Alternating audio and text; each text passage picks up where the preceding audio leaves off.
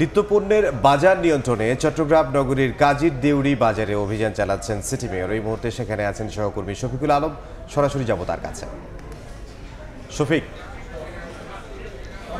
গতকাল মত বিনিময় সভার মাধ্যমে চট্টগ্রাম সিটি কর্পোরেশনের মেয়র ডাক্তার শাহাদাত হোসেন এবং জেলা প্রশাসক ফরিদা কালাম একটি বার্তা দিয়েছিলেন। সেই বার্তাটি যাচাই বাছাই করার জন্য মূলত এখন অভিযানে নেমেছেন চট্টগ্রামে কাজের দেউরিতে। সেখানে আসলে মূল্য যাচাই বাছাই করে দেখছেন। গতকালে যে বার্তাটি তারা দিয়েছিলেন যে আসলে 160 টাকার মধ্যে খোলা তেল বিক্রি করতে হবে, মাননীয় মেয়র আজকে যে গতকাল যে বার্তা দিয়েছেন সেটি যাচাই বাছাইয়ের জন্য আজকের এই অভিযান। আজকে আমরা চট্টগ্রামের যেটা সবচেয়ে ভিআইপি মার্কেট, যেখানে আমরা জানি যে ভিআইপিরা নাকি এখানে বাজার করে, তো এই কাজীর দেউরি বাজার, তো কাজীর দেউরি বাজারে আজকে আমরা এসে দেখতে পাচ্ছি যে বোতলগুলো এতদিন গায়েব হয়ে গেছিল, এই বোতলগুলো আজকে থেকে এখানে পাওয়া যাচ্ছে। এবং এটা আমরা আশাবাদী, এই যে বোতলগুলো যেহেতু পাওয়া যাচ্ছে, এটার আরও কালকে থেকে দেখবেন যে আরও বেশি অ্যাভেলেবিলিটি বাড়বে। এখানে আমি কয়েকটা দোকান ভিজিট করলাম, বোতল পাওয়া যাচ্ছে।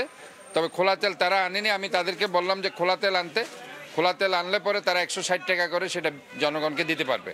এখন বোতলে তারা এখানে নিয়ে আসতেছে 170-72 টাকা করে, এখানে 175 টাকা করে, যেটা 195 টাকাও ছিল, আজকে এটা 175 টাকাতে বোতলটা চলে আসছে। ধন্যবাদ আপনাকে। আমরা দেখতে পাচ্ছি আসলে মাননীয় মেয়র এই মুহূর্তে কিন্তু অভিযানে নেমেছিলেন। গতকাল যেটি ঘোষণা দিয়েছিলেন যে খোলা তেল 160 টাকা বিক্রি করতে হবে, সেই ঘোষণার আলোকে কিন্তু অভিযানে এই মুহূর্তে নেমেছেন। চট্টগ্রামে কাজীর দেউরি যে বাজার রয়েছে সেই বাজারে কিন্তু অভিযান চালাচ্ছে জাতীয় ভোক্তা অধিকার অধিদপ্তরও কিন্তু বিভিন্ন জায়গায় অভিযান চালাচ্ছে।